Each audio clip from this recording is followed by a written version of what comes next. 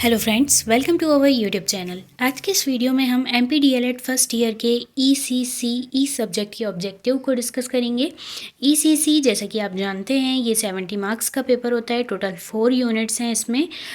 इसका पूरा नाम early childhood care and education है। हिंदी में बात करें तो पूर्व बाल्यावस्था में देखभाल एवं शिक्षा, ये विषय है आपका। बहुत ही महत्वपूर्ण विषय है एक प्राथमिक शिक्षक के रूप में, और इसमें बहुत सारे टॉपिक ऐसे हैं जो कि काफ़ी इंपॉर्टेंट है। जैसा कि आप लोग जानते हैं 70 मार्क्स के इस पेपर में टोटल 15 मार्क्स के ऑब्जेक्टिव आते हैं। तो आज जो हम ऑब्जेक्टिव सारी यूनिट्स के डिस्कस करेंगे उसमें आपके कोई भी ऑब्जेक्टिव किसी भी रूप में आ सकते हैं। यानी जो ऑब्जेक्टिव्स हम इसमें डिस्कस करेंगे वो आपके MCQs में भी आ सकते हैं, फिल इन द ब्लैंक्स में भी आ सकते हैं, और वन सेंटेंस में आंसर देने वाले क्वेश्चंस में भी वो आपसे पूछा जा सकता है। आइए स्टार्ट करते हैं। एंड अगर आप चैनल में न्यू हैं तो चैनल को सब्सक्राइब करके वीडियो को लाइक ज़रूर कर दें एंड कमेंट सेक्शन में अपना फीडबैक ज़रूर दें। अगर आपको इससे रिलेटेड कोई भी डाउट है तो भी आप कमेंट सेक्शन में पूछ सकते हैं। एंड चैनल को सब्सक्राइब करके बेल आइकन को ज़रूर ऑन कर लें ताकि इस तरह की कोई भी अपडेट्स डलें तो वो आप तक सबसे पहले पहुंच सकें। ECCE की यूनिट 1 के ऑब्जेक्टिव हम यहाँ पर देख रहे हैं। तो फर्स्ट क्वेश्चन है यहाँ पर, ECC के अंतर्गत किस आयु वर्ग के बालकों को शामिल किया जाता है। काफ़ी रिपीटेड क्वेश्चन है, प्रीवियस ईयर में ये पूछा जा चुका है। इसमें 0 से 6 वर्ष के बालक आ जाते हैं। सेकंड है, ECCE कार्यक्रम से संबंधित प्रमुख बिंदु क्या है। तो मुख्यतः अगर आप ऑप्शन में पढ़ते हैं तो इजीली इसका आंसर दे सकते हैं, क्योंकि इसमें बाल केंद्रिता और खेल खेल में शिक्षा दोनों ही शामिल है। तो हमारा करेक्ट आंसर यहाँ पर आ एवं बा दोनों हो जाएगा। थर्ड क्वेश्चन है, राष्ट्रीय बाल नीति 1974 के अनुसार बालकों से संबंधित किस संगठन की स्थापना की गई है। तो बालकों से संबंधित बाल सदन संगठन की स्थापना की गई है। एंड अगर आपने बाल सदन वाला टॉपिक नहीं पढ़ा होगा तो पढ़ लेना, क्योंकि इसे 2 मार्क्स में भी क्वेश्चन बने हुए हैं और पूछा जा चुका है। तो आप इसकी परिभाषा ज़रूर पढ़ लीजिएगा कि बाल सदन क्या होता है एंड चल बाल गृह भी क्या होते हैं। ये आपको छोटी छोटी डेफिनेशन सबकी पता होना चाहिए। ये एग्ज़ाम में पूछी जाती हैं 2 मार्क्स में। ओके, एंड नेक्स्ट जो क्वेश्चन है, पूर्व प्राथमिक शिक्षा का कोठारी आयोग द्वारा निर्धारित उद्देश्य क्या था। तो यहाँ पर आरोग्यवर्धक आदतों का विकास, सामाजिक प्रवृत्तियों एवं व्यवहारों का विकास, पर्यावरणीय जागरूकता का विकास। तो यहाँ पर ये तीनों ही कोठारी आयोग द्वारा निर्धारित उद्देश्य थे। तो ऑप्शन नंबर डी हमारा करेक्ट आंसर हो जाएगा, उपरोक्त सभी। आप चाहें तो इन तीनों पॉइंट्स को ध्यान में भी रखिएगा। अगर 2 मार्क्स में आपसे क्वेश्चन बनता है कि पूर्व प्राथमिक शिक्षा का कोठारी आयोग द्वारा निर्धारित उद्देश्य क्या था बताओ, तो आपको ये तीनों पॉइंट्स लिखना होगा। नेक्स्ट अब हम यहाँ पर सेकंड यूनिट के ऑब्जेक्टिव्स देखते हैं। इसका फर्स्ट क्वेश्चन है, सीखना व्यवहार में उत्तरोत्तर सामंजस्य की प्रक्रिया है। ये किसने दिया है ये परिभाषा। तो आपको ध्यान होगा ये स्किनर ने दिया है। इस तरह की जितनी भी छोटी छोटी परिभाषाएं आपको दिखती हैं आप उसे ध्यान में रखिएगा कि वो किसके द्वारा दी गई है, क्योंकि इस तरह के क्वेश्चन पेपर में आते ही आते हैं। एंड अब हम यहाँ पर सेकंड क्वेश्चन देखते हैं, देखना, सिर उठाना, बैठना तथा चलना किस प्रकार के सीखने का उदाहरण है। तो आप देख पा रहे होंगे यहाँ पर कि देखना, सिर उठाना, बैठना और चलना ये शरीर की गति से संबंधित क्रियाएं लग रही हैं। मतलब शरीर की गति से संबंधित अधिगम यहाँ पर हमें देखने को मिल रहा है। तो यहाँ पर हमारा ऑप्शन नंबर ए करेक्ट हो जाएगा, गामक अधिगम। नेक्स्ट है, बालकों के सीखने को प्रभावित करने वाले कारक कौन कौन से हैं। तो यहाँ पर स्वास्थ्य, परिपक्वता, वातावरण, ये तीनों ही चीज़ें बालकों के सीखने को प्रभावित करते हैं। एंड आप इन तीनों पॉइंट्स को याद रखिएगा, क्योंकि 3 मार्क के क्वेश्चन में ये क्वेश्चन बनता है। इस तरह के क्वेश्चन भी आपके एग्ज़ाम में आते हैं। नेक्स्ट है, जीन पियाजे के अनुसार कौन सी अवस्था जन्म से 2 वर्ष तक रहती है।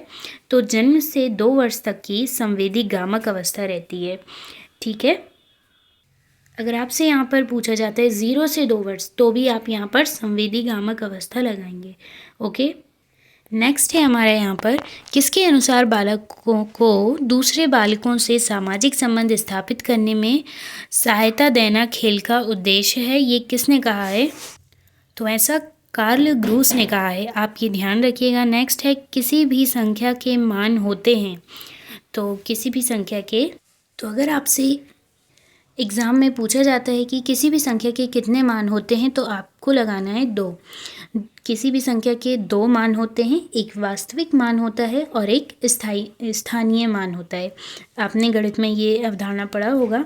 ये जो ईसीसी सब्जेक्ट है उसकी सेकंड यूनिट में आपका थोड़ा सा पोर्शन है जिसमें उसमें बताया गया है कि आपको किस तरह से छोटे बालकों को जोड़, गुणा, भाग, घटाने जैसी संक्रियाओं को सिखाना है। तो उसी में ये संख्या वाला चैप्टर है, इसलिए वहाँ से ये ऑब्जेक्टिव बना है।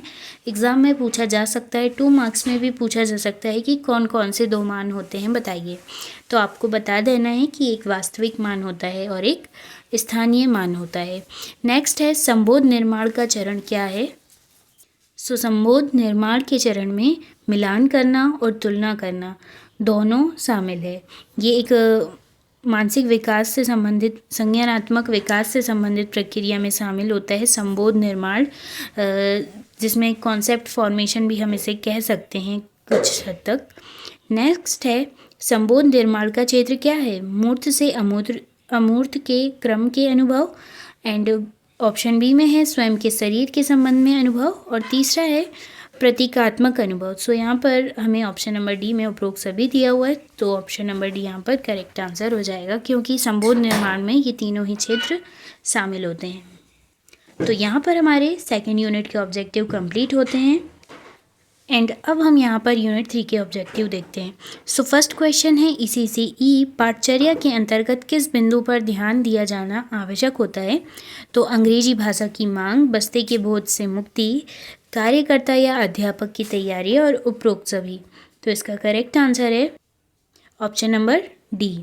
नेक्स्ट है अल्पकालिक योजना के अंतर्गत दैनिक दिनचर्या में बाहरी खेल गतिविधियों के आयोजन का उपयुक्त समय क्या होता है। 12:30 से 1 बजे तक का समय बहुत ही उपयुक्त माना गया है खेल गतिविधियों के लिए। नेक्स्ट है सुसंगठित एवं संदर्भ युक्त पाठचर्या की योजना का मुख्य सिद्धांत क्या है। क्रियाशीलता, बाल केंद्रितता एंड आ एवं बा दोनों। तो यहाँ हमें आ एवं बा दोनों दिया हुआ है, ऑप्शन नंबर सी यहाँ पर हमारा करेक्ट आंसर हो जाएगा। ओके, आप यहाँ तक अच्छे से समझ गए होंगे। आपको अगर इनमें से कोई भी टॉपिक समझ में नहीं आ रहा है या फिर आपको एक्स्ट्रा डिटेल चाहिए तो आप कमेंट सेक्शन में बता सकते हैं। एंड अपना फीडबैक ज़रूर दीजिएगा कमेंट सेक्शन में कि आपको हमारी वीडियोस कैसी लगती हैं एंड और क्या इसमें इन्हांस होना चाहिए। एंड नेक्स्ट अब हम यहाँ पर यूनिट 4 के ऑब्जेक्टिव देखते हैं। तो यूनिट 4 के ऑब्जेक्टिव में यहाँ पर पूछा गया है लगातार बच्चों की क्षमता एवं योग्यता को जांचना तथा परखना क्या कहलाता है। तो लगातार जब हम बच्चों की क्षमता और योग्यता को जांचते हैं तो ये आकलन कहलाता है। नेक्स्ट है प्रारंभिक बचपन में सीखने एवं विकास का गत्यात्मक मापदंड क्या होता है। यहाँ पर गत्यात्मक मापदंड में परिपक्वता शामिल है। नेक्स्ट है संज्ञान सहगामी पक्ष के अभिलेखीकरण के अंतर्गत क्या आता है।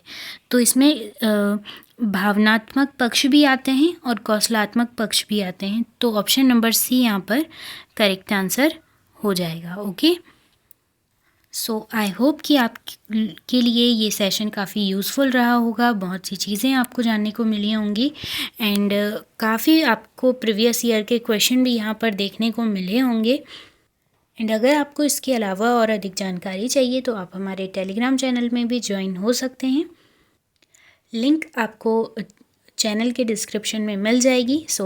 चैनल को सब्सक्राइब करें, बेल आइकन को ऑन करें एंड वीडियो को लाइक करें एंड कमेंट सेक्शन में अपना फीडबैक ज़रूर दें। मिलते हैं नेक्स्ट वीडियो में। Thanks for watching.